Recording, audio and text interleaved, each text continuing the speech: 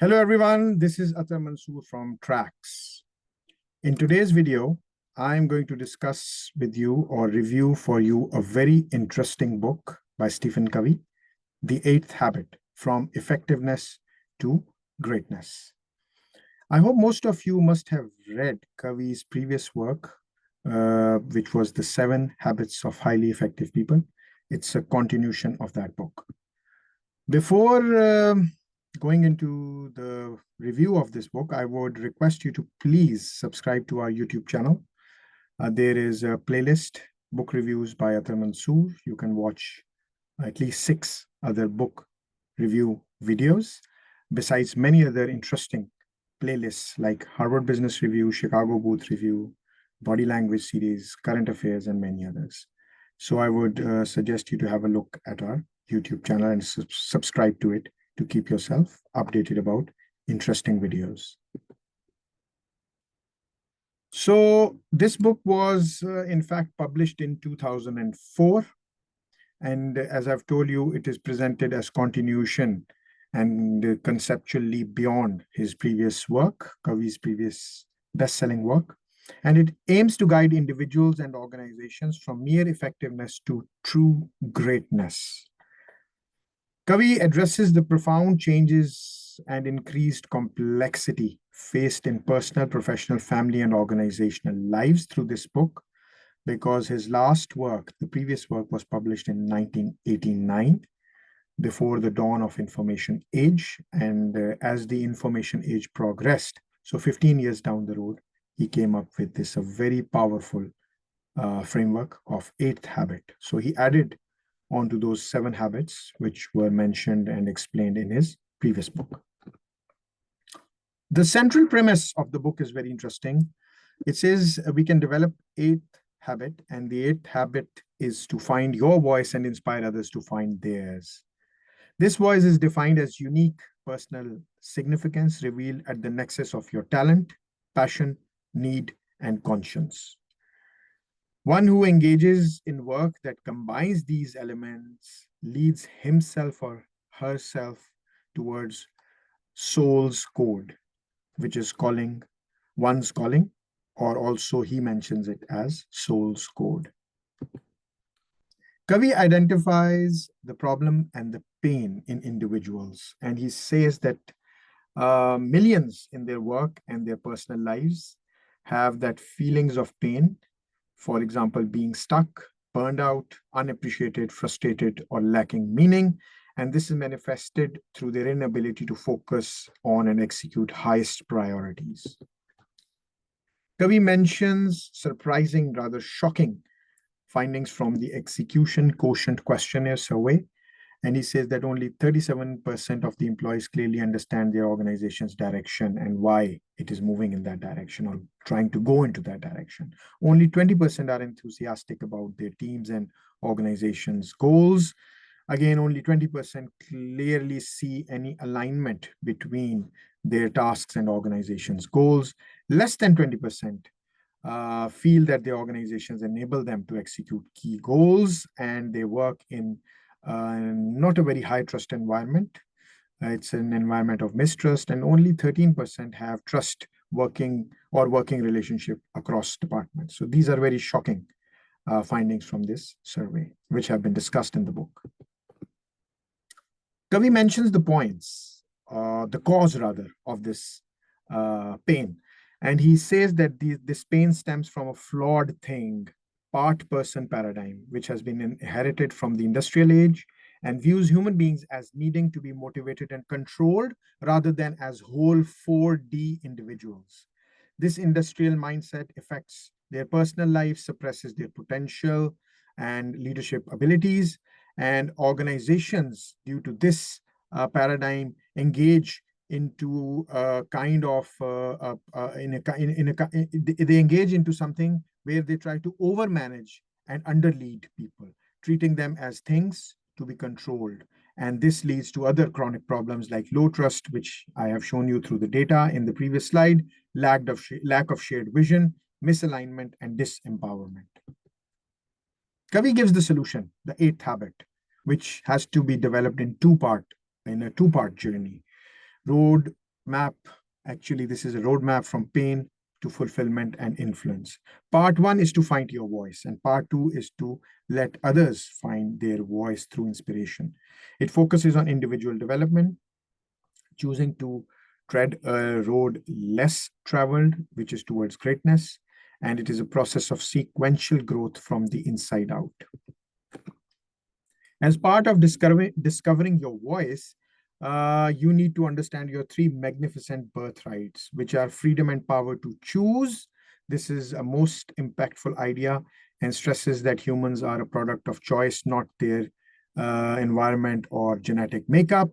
And the second magnificent birth gift is natural laws or principles, which are universal, timeless, and self evident, such as fairness, kindness, and integrity, and they lead to wisdom. The third thing about discovering your voice is to understand that you have four intelligences or capacities, which are related to your body, mind, heart, and spirit. They correspond to your survival, your relationships, your growth, and your wish or desire to leave a legacy, which means you should do meaningful work or contribute towards your community, society, or the world at large. Not just discover yourself or your voice, but you must also be able to express your voice. This involves cultivating the highest manifestations of the intelligences, which have been discussed in the previous slide, which correspond to vision, discipline, passion, and conscience. They relate to your mental intelligence, physical intelligence, emotional intelligence, and your spiritual intelligence, which is very important, the last one, which guides the other three and represents the still small voice within that assures of what is right. Part two of that eighth habit journey is to inspire others to find their voice, and it focuses on leadership, defined as communicating to people their worth and potential so clearly that they come to see it in themselves. And you have to achieve it through four roles of leadership. The first role is modeling, which is related to conscience, setting a good example, and building personal moral authority through trustworthiness. And this includes the 7 habits framework, which has been discussed previously in his book, which comprises being proactive, beginning with the end in mind, putting first things first, increasing the size of the pie, seeking first to understand, creating a synergistic environment, and sharpening the saw. The second role for leadership is pathfinding, which is related to vision, jointly determining the course of creating shared vision, values, and strategic priorities. The third role is discipline, which is related to alignment, setting up and managing systems to stay on course. And the fourth one is empowering, which is related to passion, focusing talent on results, not methods, and getting out of people's way, which it includes that win-win agreements. The process of inspiring others is summarized as focus and execution. Focus is modeling and pathfinding, and execution is aligning and empowering, which I have discussed in previous slides. And this is known as 4 disciplines of execution, 4DX, 4 disciplines of execution as the practical framework. You need to focus on the widely important goals, which are very crucial. If not achieved, they would render other achievements inconsequential. Create a compelling scoreboard. Make key measures visual and clear so that people get motivated. Translate lofty goals into specific actions. This is operationalizing so that when you break down into weekly or daily tasks, they are able to understand what they are achieving in terms of milestones and holding each other accountable. This is very important because it can review commitments, resolve any contentious issues, and support one another. Covey talks about age of wisdom, because if you do this, you discover your voice, let others discover their voice through inspiration, you move into age of wisdom, which is where individuals and organizations use their voices wisely to serve human needs, not their own, but human needs. So humanity becomes their focus. Wisdom is defined as information and knowledge impregnated with worthy purposes and principles. This age embodies 3 kinds of greatness: personal greatness, leadership greatness, and organizational greatness.